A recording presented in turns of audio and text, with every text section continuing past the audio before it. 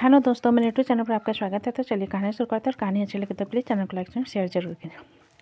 ये कहते हुए अव्यक्त चुप हो गए, जिसे देख मृत्युंजय ने पूछा, अभी कोई दिक्कत है तो बताओ। आखिर तुमने खुद से 8 साल छोटी लड़की को गर्लफ्रेंड क्यों बनाया, और वो भी उस कमीने जगताप। ये कहते हुए मृत्युंजय चुप हो गया, जिसे देखा अव्यक्त ने हैरान होते हुए पूछा, आप पहले से उसके फादर को जानते हो। मृत्युंजय ने अपना सिर हिलाते हुए कहा, हाँ, वो बहुत बड़ा कमीना है। लास्ट टाइम हमारे राजस्थान से क्रॉस होते हुए कंटेनर को उसने ब्लास्ट करवा दिया था। अव्यक्त ने कंफ्यूज होते हुए पूछा, व्हाट बट व्हाई, और मुझे कैसे नहीं पता। शोभित ने जवाब में कहा, जिस दिन तुम पहली बार राजस्थान गए उसी रात को राजस्थान से पार होती हुई हमारे कंटेनर को उसने ब्लास्ट करवा दिया, क्योंकि उसी ब्रांड से सामान हमारी कंपनी को आ रहे थे और तुम्हें नहीं बताया, क्योंकि हम चाहते थे तुम्हारा पूरा फोकस तुम्हारी रिकवरी पर हो। अव्यक्त ने शोभित की बात सुन मृत्युंजय से कहा, डैड, कहीं आपने मुझे परसों चंदेल वाली प्रोजेक्ट के लिए तो कॉल नहीं किया था। शोभित ने आंखें चढ़ाते हुए, तुम्हें कैसे पता। अव्यक्त ने जवाब में कहा, राघव अंकल ने मुझे सारे पेपर्स और डिटेल्स भेज दी है। अच्छा प्रोजेक्ट है, इसलिए मुझे ध्यान आया। मृत्युंजय ने अव्यक्त के जवाब पर कहा, तो क्या सोचा है तुमने। अव्यक्त ने जवाब में कहा, मैंने कल मिस्टर चंदेल से जाकर बात कर लिया है और 2 दिन बाद वो कंपनी आ रहे हैं टेंडर साइन करने के लिए। मृत्युंजय ने हैरानी से अव्यक्त को देखते हुए पूछा, तुमने किया। अव्यक्त ने थोड़ा सा हताश होते हुए कहा, डैड, आपका बेटा हूँ, जहाँ प्रॉफिट हो वहाँ मैं ना रहूँ, ऐसा हो सकता है क्या। मृत्युंजय ने अपना सिर हिलाते हुए कहा, मुझे तुमसे यही उम्मीद थी, लेकिन ब्रेकअप कर लो। अमृत ने मृत्युंजय की बात सुन कहा, थोड़ा हेजिटेट के साथ कहो। अव्यक्त ने मृत्युंजय की बात सुन मृत्युंजय से कहा, डैड, क्या आप अवधि को एक मौका नहीं दे सकते। डोंट टेल मी अभी कि तुम उसे एक शादी से भगा कर ले हो। मृत्युंजय ने ठंडे लहजे में कहा, जिसे सुन अव्यक्त कुछ पल चुप रहने के बाद बोला, हाँ, मुझे उससे प्यार है, इसलिए मैं उसे भगा कर लाया हूँ। मृत्युंजय ने कुर्सी से उठते हुए कहा, तुम्हें नहीं लगता कि तुम्हारे इस होनहार एक्टिविटी के बारे में तुम्हारी मॉम को पता चलना चाहिए। अव्यक्त ने घबराहट में उठते हुए कहा, डैड, प्लीज ऐसा मत कीजिए। मृत्युंजय ने आंखें चढ़ाते हुए पूछा, क्यों। उससे शादी से भगा कर ले आए हो, तब शर्म नहीं आए। तुम्हारी मॉम को बता दूंगा तो तुम्हें शर्म आ रही है। शर्म नहीं आ रही हो, मुझे बहुत डांटेगी, इस बात से डर लग रहा है। अव्यक्त ने कहा। मृत्युंजय ने गहरी सांस भरी और कहा, तुम उसे उसकी शादी से भगा कर लाए हो, मतलब जाहिर सी बात है कि तुमने पूरा फैसला ले लिया है कि तुम उसी से शादी करोगे। अव्यक्त ने मृत्युंजय की बात सुन कहा, हाँ। चित्रांग ने अव्यक्त की बात सुन कहा, अभी तुम उसे कब से जानते हो। मृत्युंजय ने चित्रांग की बात पर कहा, इससे वहाँ गए मुश्किल से 1 महीना हुआ है, और वो कितने वक्त से जानेगा। अव्यक्त ने ऑकवर्डनेस के साथ मृत्युंजय की तरफ देखा और धीरे से कहा, प्लीज़ कल की सगाई अच्छे से निपट लेते हैं, उसके बाद आगे की गुफ्तगू करेंगे। मृत्युंजय ने अव्यक्त के सामने आकर कहा, एक बात कान खोलकर सुन लो, जब तक उस लड़की का तहकीकात नहीं करवाऊंगा उस लड़की के आसपास भी मत दिखना। अव्यक्त ने आंखें चढ़ाते हुए पूछा, why, she is my girlfriend dad, and you know ना व्हाट आई मीन। मृत्युंजय ने घूरकर अव्यक्त की तरफ देखते हुए कहा, उस लड़के से दूर रहना। उसकी संगति लग रही है तुम्हें। नोप, उसे मेरी संगति लग रही है, क्योंकि वो मेरा छोटा भाई है। And second thing, I know my limits. इतना कहकर अव्यक्त स्टडी रूम से बाहर चला गया। मृत्युंजय जाते हुए अव्यक्त को देखा और गुस्से से कहा, 2 नामांकुल पैदा किए हैं मैंने। अमृत ने उठते हुए कहा, छोटे वाले की नहीं कर सकता, लेकिन ये अच्छा है, एटलीस्ट जो करता है बताकर करता है। तुझे आखिर अंश से दिक्कत क्या है। बस मुझे उसका एटीट्यूड नहीं पसंद, जैसे तेरी पागलपंथी नहीं पसंद। इतना कहकर अमृत स्टडी रूम से बाहर चला गया। जिसे जाता हुआ देख मृत्युंजय ने चीट कर कहा, बचपन में बच्चों की अदला बदली कर देनी चाहिए थी। समृद्धि मेरी बेटी बन जाती और ये अभी का गुण गाथा। विकल्प, शोभित और चित्रांग ने एक दूसरे को देखा और अपना सिर नहीं में हिलाते हुए स्टडी रूम से बाहर चले गए। वहीं निर्भीक ने पूरे 3 दिनों से संगति से मिलने नहीं आया था और ना ही उसने उससे कांटेक्ट करने की कोशिश की थी, जिस कारण संगति पूरी तरह से डिप्रेशन में जा रही थी और उसे हर जगह निर्भीक की मौजूदगी का एहसास हो रहा था और उसकी रातों की नींद उड़ गई थी, जिस कारण उसकी आंखों में डार्क सर्कल पड़ गए थे, जिस कारण उसे फ्रस्ट्रेशन में अपना फ़ोन उठाकर सीधा निर्भीक को कॉल मिला दिया। दूसरी तरफ से कॉल कट हुआ और कहा गया कि वो वॉइस मैसेज छोड़ दें, जिसे सुनते हुए संगति ने अपना बैग उठाते हुए कहा, मुझे अच्छे से पता है कि वो इस वक्त कहाँ होगा।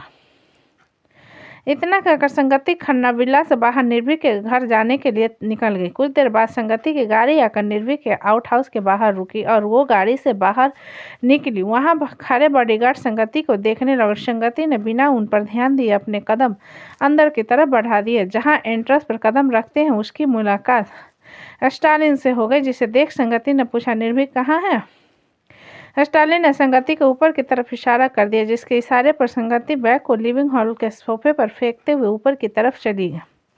जिसे जाता हुआ देख एक और बॉडीगार्ड स्टालिन से कहा, क्यों बताया? कहना चाहिए था नहीं है, बॉस ने कहा था ना उन्हें प्राइवेसी चाहिए। स्टालिन ने गार्ड की बात पर कहा, मैं खुश हूँ, उसके चेहरे पर बॉस को खोने की तकलीफ देखना चाहता हूँ। ये कहते हुए स्टालिन के होठों पर एक तिरछी मुस्कान थी। वही संगति जल्दी जल्दी सीढ़ियाँ चढ़ते हुए ऊपर के फ्लोर पर गई आई, जहाँ इस वक्त बिल्कुल खामोशी थी और धीरे धीरे किसी की बात करने की आवाज़ आ रही, जिसे सुनते हुए संगति आगे की तरफ जाने लगी। उसके दिल की धड़कनें तेज हो गई थी जब उसके कान में पियानो की आवाज़ आई, जिसे सुनते हुए संगति ने अपनी मुट्ठी भींच ली और आगे की तरफ चली गई, जहाँ अंदर से उसे किसी के गाने की आवाज़ सुनाई दी। जिस कमरे के दरवाजे को बिना खोले संगति बाहर खड़ी आवाज़ को सुनने लगी। अंदर किसी लड़की की भी आवाज़ आ रही थी और निर्भीक की आवाज़ को नहीं भूल सकती थी, जिस पर निर्भीक ने पियानो के साथ गाना शुरू किया। पहले भी मैं तुमसे मिला हूँ, पहली दफ़ा है मिलके लगा तूने छुआ जख्मों को मेरे, मरहम मरहम दिल पे लगा, पागल पागल है थोड़े बादल बादल है, दोनों खुल के बरसे भीगे जरा। जहाँ एक लड़की ने ड्रम स्टिक बजाना शुरू किया और निर्भीक की आवाज़ हल्के जोश से भर गई और उसने पियानो बजाते हुए गाना जारी रखा। पहले भी मैं तुमसे मिला हूँ, पहली दफ़ा ही मिलके लगा तूने छुआ जख्मों को मेरे, मरहम मरहम दिल पे लगा। संगति की आंखों में नमी तैर गई थी। वो क्या सोच रही थी उसे समझ नहीं आ रहा था। उसे गुस्सा, डर, दर्द सब एक साथ महसूस हो रहा था, जिस कारण उसने उस ट्रांसपेरेंट दरवाजे को देखते हुए सामने आकर खड़ी हो गई, जहां उसकी नज़र सीधा निर्भीक पर गई, जो कि एक ढीला व्हाइट शर्ट और नीचे ब्लैक एंकर पैंट पहने पियानो बजा रहा था। जिसे देखते हुए संगति इधर उधर देखने लगी। उसके गालों पर आंसू की लकीर बह गई थी, उसके कपड़े पर हल्की सिलवटें थी और निर्भीक आंखें बंद करे गा रहा था, गलत क्या सही क्या मुझे न पता है, तुम्हें घर पता हो बता देना, मैं अरसे से खुद से जरा लापता हूँ, अगर मिलूँ तो पता देना, खो ना जाना मुझे देखते देखते, तू ही जरिया तू ही मंजिल है या के दिल है, इतना बता तूने छुआ जख्मों को मेरे, मरहम मरहम दिल पे लगा, पागल पागल थोड़े बादल बादल है, भीगे बरसे बरसे भीगे आ जरा, पहले भी मैं तुमसे मिला हूँ, पहली दफ़ा ही मिलके लगा तूने छुआ जख्मों को मेरे, मरहम मरहम दिल पे लगा। ये गाते हुए निर्भीक पियानो को तेजी से बजाने लगा और संगति ने दरवाज़ा खोला, अंदर आ गए। दरवाज़ा खोलने की आवाज़ से निर्भीक ने आंखें खोलकर सामने देखा और संगति को देखकर, हाय डेजी, कब से बाहर खड़ी हो, पैर दर्द कर रहे होंगे, अंदर आओ। ये कहते हुए निर्भीक ने संगति को काउच की तरफ इशारा कर दिया, जिसके इशारे की तरफ बिना देखे संगति तेज कदमों से उसके पास आई और निर्भीक के बालों को मुट्ठी में भरते हुए उसके होठों पर अपने होठ रख दे। निर्भीक ने हल्के शौक में संगति की तरफ देखा और उसने कंधे पर हाथ रखते हुए उसे दूर करने की कोशिश करते हुए कहा, वेट। जिससे बिना दूर हुए संगति ने निर्भीक के बालों को मजबूती से पकड़े हुए कहा, you cheated on me, what, how? निर्भीक चौंक गया, जिस पर संगति ने सामने की तरफ इशारा करते हुए कहा, ये कौन है? ये कहते हुए संगति चुप हो गई, क्योंकि सामने 16 साल की लड़कियां बैठी हुई थी, जिन्हें देखते हुए संगति ने कहा, शायरा मायरा। धैर्य की बेटी शायरा मायरा ने एक साथ अपना सिर हिला दिया तो संगति का चेहरा एम्बारसमेंट से भर गया और उसने गुस्से से निर्भीक की तरफ देखा। निर्भीक ने संगति के गुस्से से भरे चेहरे को देखकर कहा, कुछ देर पहले दर्द और आंसू थे और अभी गुस्सा है। संगति ने एक पंच निर्भीक को मारने के लिए उठाया, जिस पर निर्भीक ने उसके हाथ को पकड़ा, ये मेरी बहनें हैं। संगति ने गुस्से से निर्भीक की तरफ देखते हुए कहा, मुझे पता है, लेकिन तुम यहाँ अकेले क्या कर रहे हो? शायरा ने संगति की बात सुन कहा, भाभी, वो हमारे भैया है जिनके पास पापा ने पढ़ने भेजा था, क्योंकि वो टॉपर है और हम मूड फ्रेश करने के लिए हम यहाँ सिंगिंग करने आ गए। जिनकी बात सुन संगति ने निर्भीक की तरफ इशारा करते हुए कहा, ये मूड फ्रेश? दिमाग खराब है आप दोनों का, ये कितना बोरिंग इंसान है। निर्भीक ने संगति की बात सुन अपना सिर हिला दिया और शायरा मायरा ने कहा, आगे की प्रिपरेशन कल करेंगे, स्टालिन तुम दोनों को घर छोड़ देगा। निर्भीक की बात पर सारा मायरा ने अपना सिर हिलाया और वहां से उठकर चली गई। जिसके जाने के बाद निर्भीक ने संगति को हाथ से पकड़कर खींचा जिस संगति आकर निर्भीक के गोद में बैठ गई। जिसे कमर के चारों तरफ अपने हाथ मोड़ते हुए निर्भीक ने कहा, show you miss me Daisy. संगति ने नजरें उठाकर निर्भीक को घूरते नहीं किया। निर्भीक ने आंखें चढ़ाते हुए पूछा, तू आंखें में डार्क सर्कल लेकर भागी भागी यहाँ क्यों चली गई? संगति ने निर्भीक के हल्के बढ़ चुके बियर्ड को पकड़ खींचते हुए कहा, तो देवदास की तरह दाढ़ी बढ़ाकर क्यों रखा है?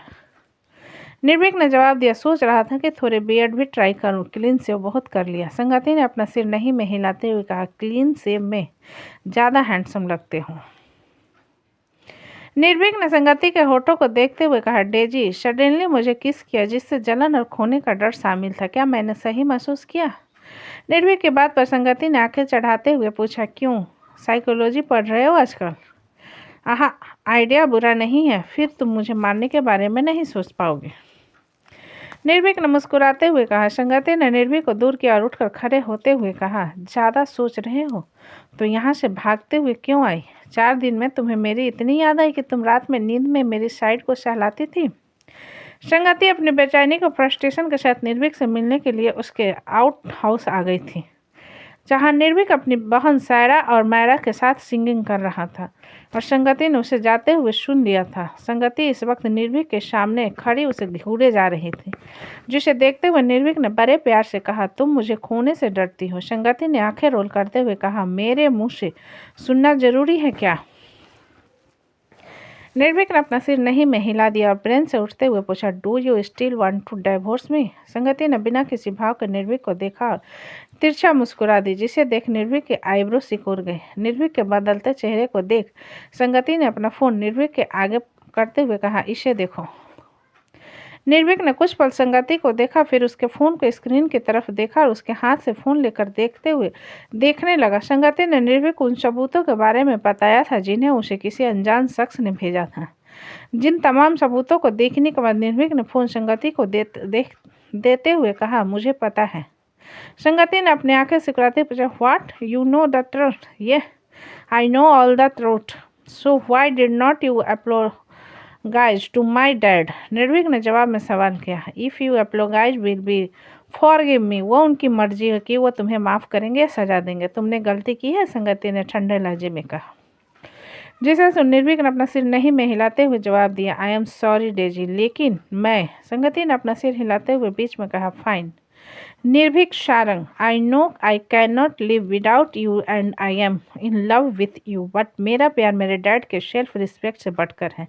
इतना कहकर संगति वहां से जाने लगी, जिसे देख निर्भीक ने संगति के बाजू को पकड़कर उसे अपनी तरफ खींचते हुए कहा, Daisy listen to me, fuck off and go to हिल।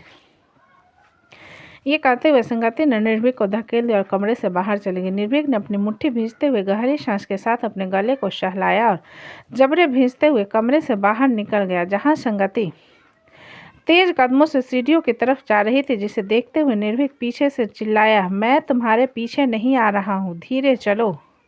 निर्भीक के चिल्लाने पर संगति और तेज चलने लगी, जिसे देख निर्भीक उसके पीछे आते हुए बोला, संगति मैंने कहा धीरे चलो, आगे सीढ़ियां हैं, तुम अपना एटीट्यूड और सेल्फ ऑब्सेस्ड नेचर अपने पास रखो। निर्भीक, मुझे उसकी कोई ज़रूरत नहीं और परवाह करने के नाटक तो बिल्कुल भी मत करो। ये कहते हुए संगति दौड़ते हुए सीढ़ियों से नीचे उतरने लगी, जिसे देख निर्भीक वह भागते हुए सीढ़ियों की तरफ आया और संगति के बाजू को पकड़ते हुए कहा, धीरे चलो। संगति ने सिर घुमाकर गुस्से से निर्भीक की तरफ देखा और उसके हाथ को झटकते हुए कहा, डोंट टच मी। ये कहते हुए संगति नीचे आ गई, जिसके पीछे आते हुए निर्भीक ने कहा, डेजी रुको रुको। ये कहते हुए निर्भीक खांसने लगा, जिसकी तरफ बिना देखे संगति गुस्से से चिल्लाई, मर जाओ तुम, बाहर में जाओ। इतना कहकर संगति आउट हाउस से बाहर की तरफ चली गई, जिसे जाता हुआ निर्भीक ने देखा और उसके होठ के किनारे आए हल्के से खून को साफ करते हुए हल्का सा मुस्कुरा दिया और स्टालिन ने बाहर से अंदर आते हुए कहा, बॉस मैडम को क्या हुआ? निर्भीक ने अपना सिर नहीं में हिलाते हुए, कुछ नहीं, वो मुझसे यहाँ लड़ने आई थे। स्टालिन ने आंखें रोल करते हुए कहा, इसलिए कहते हैं अपने से उम्र में छोटी लड़की को दिल नहीं देना चाहिए, वो कुछ समझती नहीं है।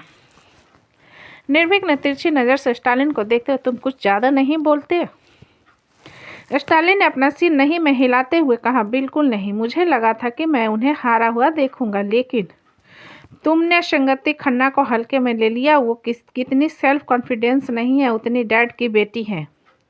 ये कहते हुए निर्भीक जाकर सोफे पर बैठ गया। स्टालिन ने पानी का ग्लास लाकर उसे देते हुए कहा, boss give me an answer. लड़के अगर वाइफ के सामने मदर की बात माने तो वो मम्मा बॉय हो जाते हैं, और वही लड़कियां अगर अपनी फादर की बात माने तो उसे डैड गर्ल क्यों नहीं कहते हैं। स्टालिन के सवाल पर निर्भीक ने उसके हाथ से पानी लेते हुए कहा, स्टालिन तुम्हारे सवाल का जवाब बिल्कुल सटीक है। एक माँ अपने बेटे को एक हद तक किसी दूसरी औरत के साथ बांट पाती है, और एक मर्द को पता होता है कि उसकी बेटी अब उसके दामाद की जिम्मेदारी है, वो उससे अपनी बेटी को कैसे छीन लेगा। इसलिए हमेशा एक लड़की को ये सिखाया जाता है कि अपने ससुराल में कैसे रहना है, और वही एक माँ अपने बेटे को कभी नहीं सिखाएगी कि उसे अपने ससुराल वालों से कैसे बात करनी है। यू नो व्हाट बॉस, आप लिख कर ले लो, आपके पूरे ससुराल वाले को एक दिन रिग्रेट होगा कि उन्होंने आप जैसे दामाद की इज्जत नहीं की। मैंने इज्जत पाने लायक काम भी नहीं किया है स्टालिन।